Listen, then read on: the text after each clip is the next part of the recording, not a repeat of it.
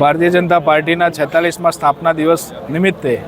ગુજરાતના દરેક જિલ્લામાં દરેક વિધાનસભામાં સક્રિય સભ્ય સંમેલનનું આયોજન થયેલું, જેમાં આજે જેતપુર પાવી વિધાનસભામાં આ સંમેલનમાં હાજરી આપી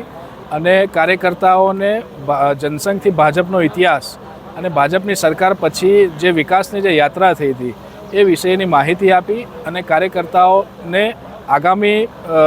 જે ભારતીય જનતા પાર્ટીને હાથ મજબૂત કરવા માટેની આગામી જે કાર્યક્રમો હતા એના વિશે માહિતી આપી અને એ લોકોનો ઉત્સાહ વધારીને આજે આ કાર્યક્રમનો પૂર્ણાહુતિ થઈ છે। આજે ભારતીય જનતા પાર્ટી